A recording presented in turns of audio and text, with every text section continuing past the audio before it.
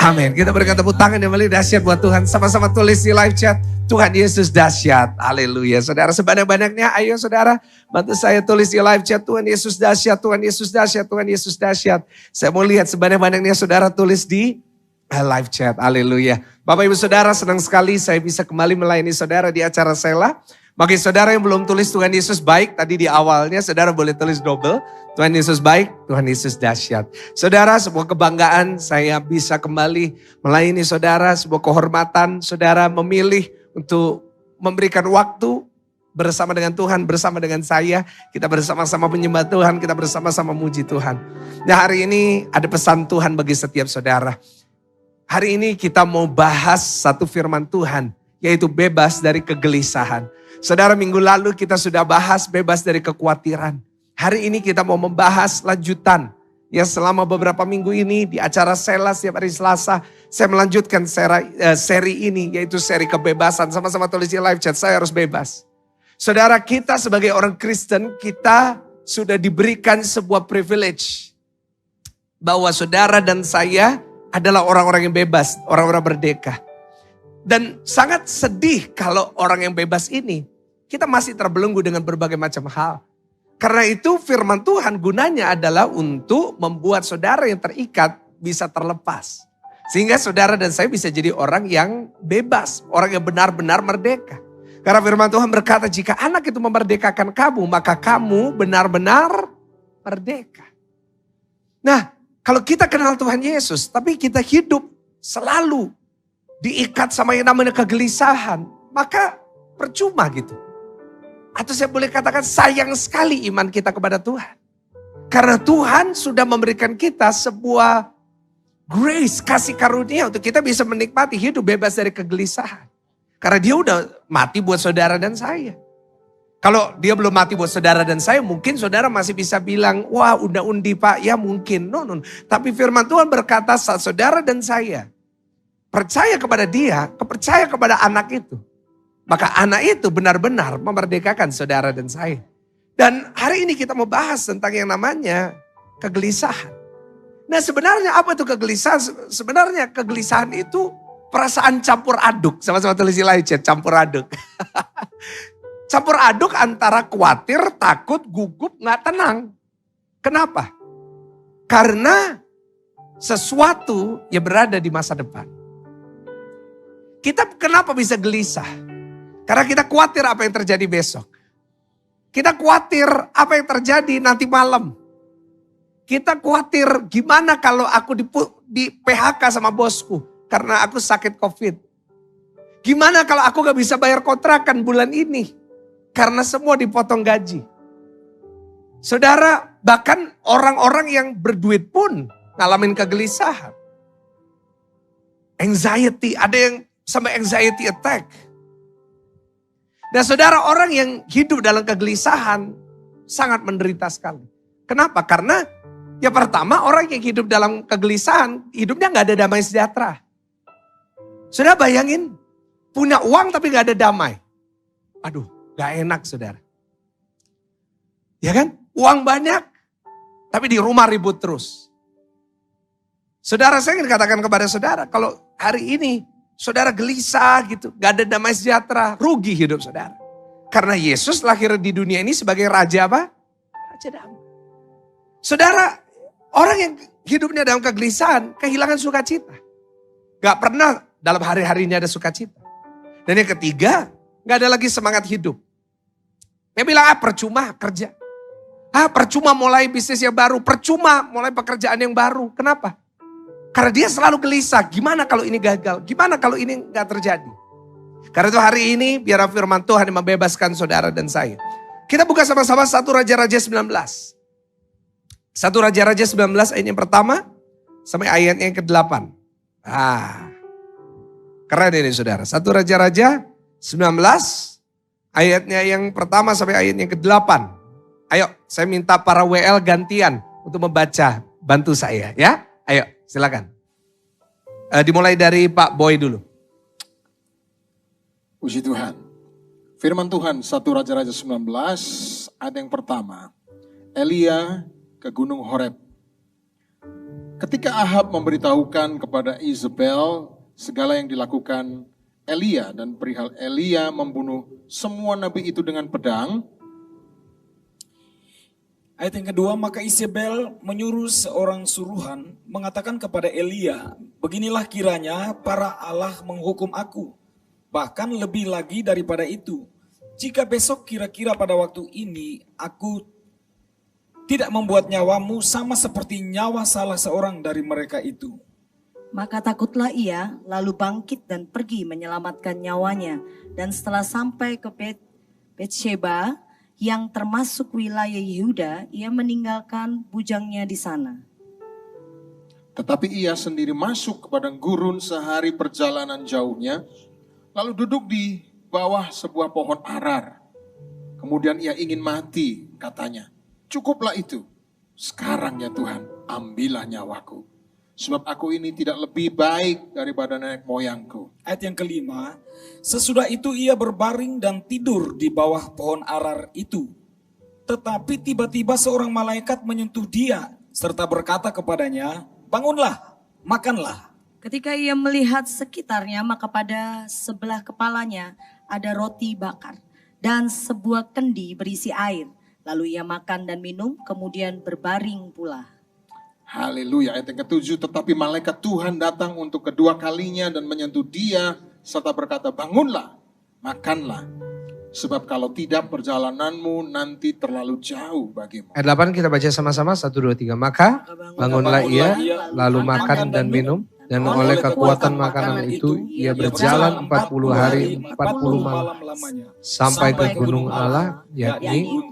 Nah saudara, di sini kita lihat ada sebuah kegelisahan yang dialami oleh seorang tokoh yang luar biasa yang mengalahkan 450 Nabi Baal, yaitu yang bernama Elia. Saudara, Elia baru aja mengalahkan di ayat 8, di pasal 18 dia baru aja mengalahkan tentaranya Baal, saudara, yaitu 450 pendeta-pendetanya Baal. Dan dengan kekuatan yang begitu dahsyat yang Tuhan berikan kepada dia. Di ayat yang barusan kita baca tadi dikatakan dia mau mati rasanya.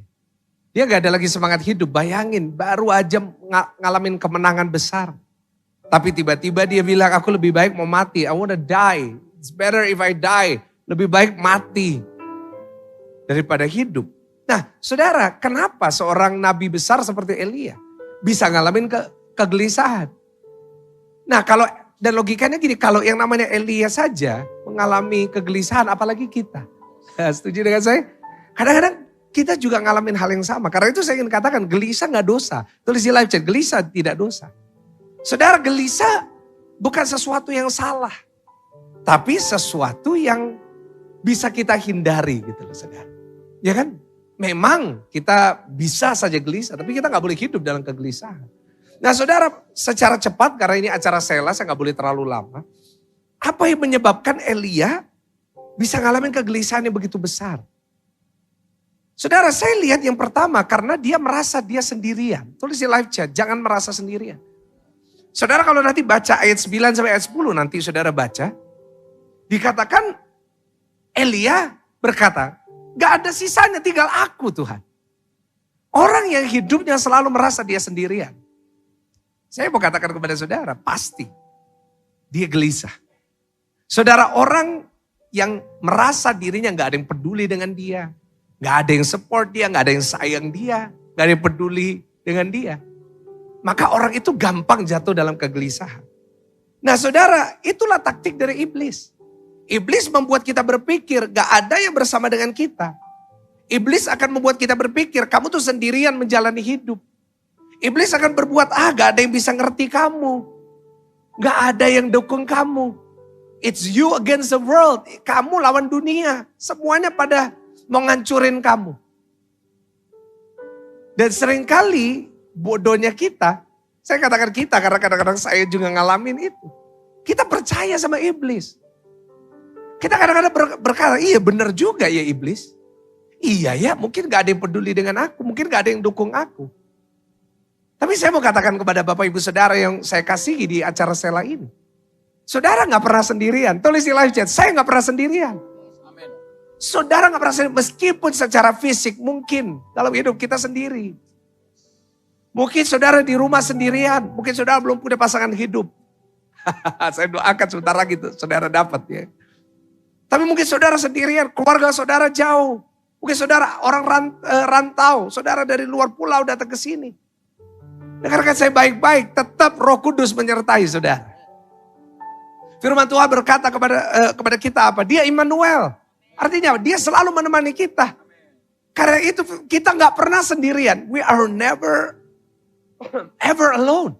Kita gak pernah sekalipun sendirian. Dan saudara, orang yang merasa sendirian akan ngalamin gak bisa tidur. Selalu negatif. Dan iblis tahu, wah kalau aku bisa buat orang ini ngelakuin itu, aku bisa membuat orang ini jauh dari Tuhan. Karena dia ngerasa sendiri, Tuhan aja gak peduli, ya udah gak usah doa. No. Hari ini saya mau katakan kepada saudara, saudara gak pernah sendirian. Jangan kalah hanya dengan perasaan yang gak jelas. Wah saya sendirian, No, firman Tuhan itu kebenaran. Kebenaran harus di atas perasaan. Tulis di live chat, kebenaran di atas perasaan. Iblis itu jagonya mainin perasaan. Bukan cuma buaya darat. Tapi saya mau katakan kepada saudara, jangan kita kalah. Kenapa? Kenapa kita gak boleh kalah? Karena kita berdiri di atas kebenaran. Yang kita kejar jangan perasaan itu. Tapi yang kita kejar, kita harus kejar kebenarannya. Kejar Tuhan. Dia Immanuel, Tuhan yang menyertai kita. Dia Tuhan yang Jehovah Jireh menyediakan. Dia bukan hanya menyediakan berkat. Tapi dia juga menyediakan bagi saudara kekuatan. Dia menyediakan rasa cukup bagi saudara dan saya.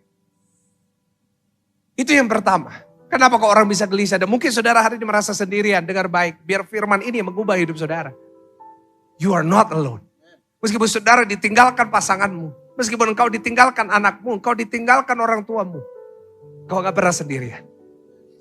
Dan meskipun saudara bilang, Pak tapi saya gak bisa lihat Tuhan. Loh saudara, acara sela ini, saudara bisa lihat kami-kami ini. Saudara gak pernah sendirian, ada kami gitu loh saudara ya kan. Kami menemani saudara malam hari ini. Gak pernah sendirian. Yang kedua, kenapa kita seringkali bisa gelisah hidup? Karena yang kedua, karena kita fokusnya salah. Iya, fokus kita salah. Kita selalu fokus kepada yang negatif. Kita fokus sama yang jelek. Yang namanya Elia, fokusnya sama siapa? Sama Isabel. Namanya aja nyebelin saudara, Isabel. Fokusnya Elia selalu, wah gimana kalau Isabel bunuh saya? No, fokus kita gak boleh salah. Kalau fokus kita salah, kita bisa kehilangan gambaran sempurna yang Tuhan siapkan buat saudara dan saya. Gambar di depan saudara, di TV saudara, di handphone saudara ini bagus. Kenapa? Karena fokus di saya. Fokus di semuanya. Saya selalu bilang sama semua yang megang kamera, kamu harus fokus tuh ya. Jangan sampai gak fokus. Ini fokusnya itu paling penting. Kenapa? Karena secanggih-canggihnya kamera, kalau kamera ini gak fokus, jadi jelek hasilnya. Boleh saudara kamera harganya 5 miliar. Ada saudara, kamera 5 miliar. Tapi kalau gak fokus yang megang, jelek hasilnya. Gak ada yang tahu itu 5 miliar. Tapi kamera yang sederhana, di tangan orang yang mengerti tentang fokus, hasilnya pasti baik. Elia fokusnya sama Isabel. Wah ini bahaya Isabel, mati wes, aku capek Tuhan. Ngadepin orang kayak gini, no. Hari ini fokus kita gak boleh itu. Fokus kita harus apa? Fokus kita bukan hanya, oh Tuhan, itu terlalu dangkal. Tapi fokus kita adalah kehendak Tuhan. Wah itu. Tulis di live chat, fokus kehendak Tuhan. Saudara jangan fokus sama sakitnya terus. Corona, COVID, positif. Oke, positif. Tapi fokus kita jangan sama positifnya. Tapi fokus kita sama apa? Kehendak Tuhan. Apa kehendak Tuhan? Supaya kita bisa bersaksi. Kita fokus aja sembuh, kita fokus aja nyembah Tuhan. Nanti cepat sembuhnya bisa jadi kesaksian buat banyak orang. Jangan fokus, aduh sakit, aduh gimana ini, aduh gejalanya nambah terus tiap hari. Ngapain? Tapi hari ini belajar, fokusnya sama kehendak Tuhan. Aku harus jadi berkat. Oh, aku sakit kayak gini supaya aku bisa cerita ke orang yang sakit. Supaya mereka bisa kuat. Gitu. Fokusnya sama apa? Fokus kita sama kedekatan sama Tuhan. Saudara mungkin ada yang lagi sakit COVID. Fokusnya bukan sama penyakitnya, tapi fokusnya, ayo aku harus lebih dekat sama Tuhan. Biasanya harus ketemu orang, makan siang, makan malam, makan pagi. Sekarang santai. Sekarang apa? Di rumah, di kamar. Nyembah Tuhan, fokus sama kedekatan kita sama Tuhan. Percaya dengan saya kalau saudara fokusnya sama kedekatan kita sama Tuhan. Isolasi mandiri 7 hari gak kerasa saudara.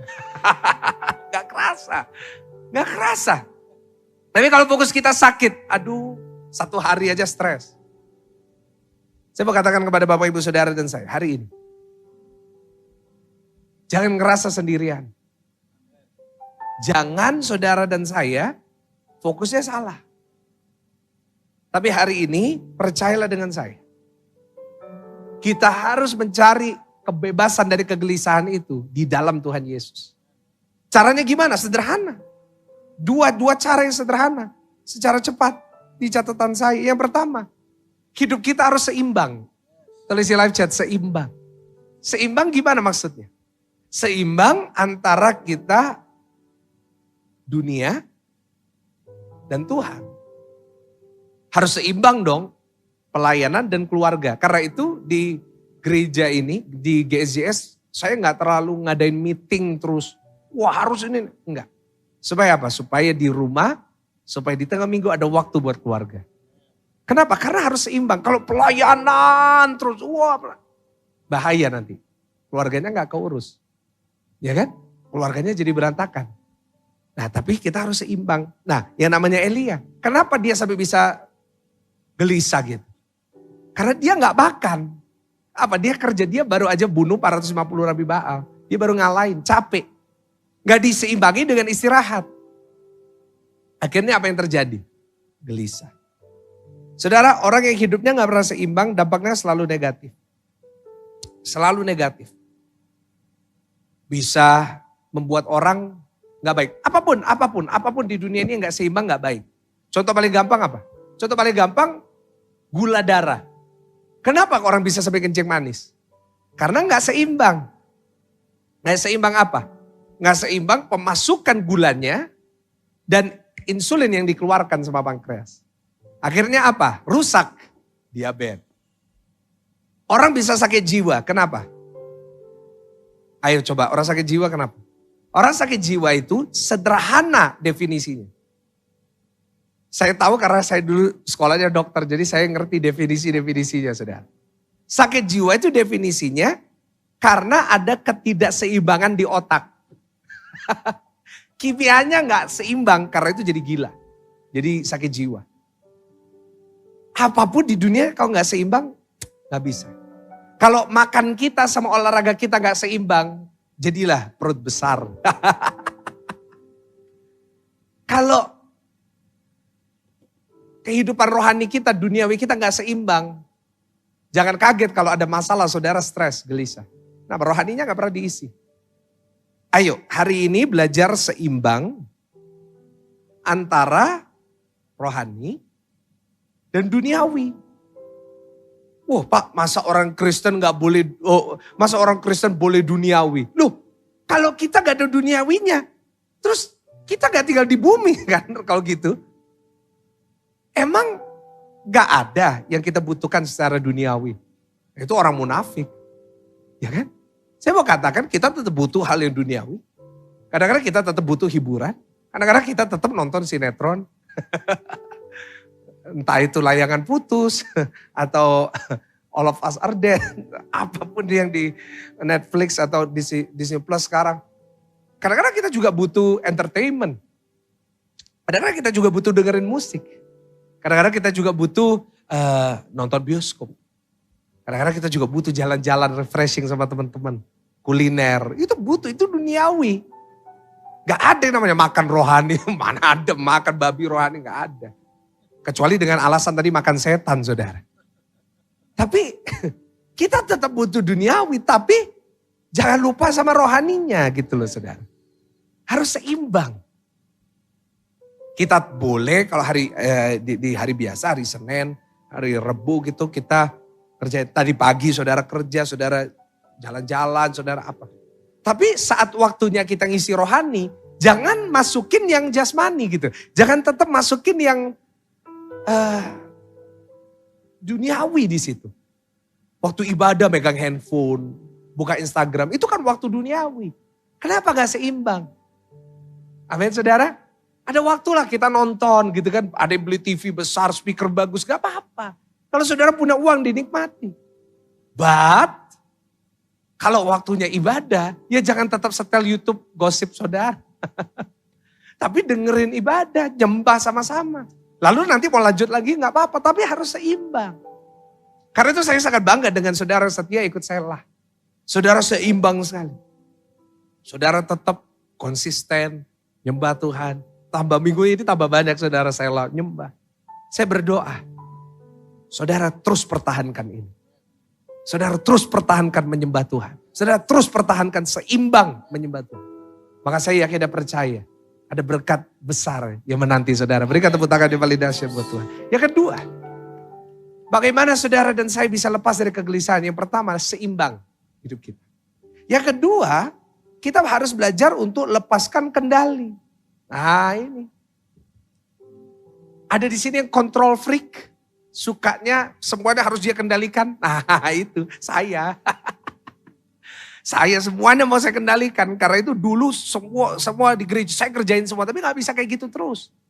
Sampai satu titik saya sampai stres. Saya sampai gelisah. Saya sampai gak bisa tidur. Kenapa?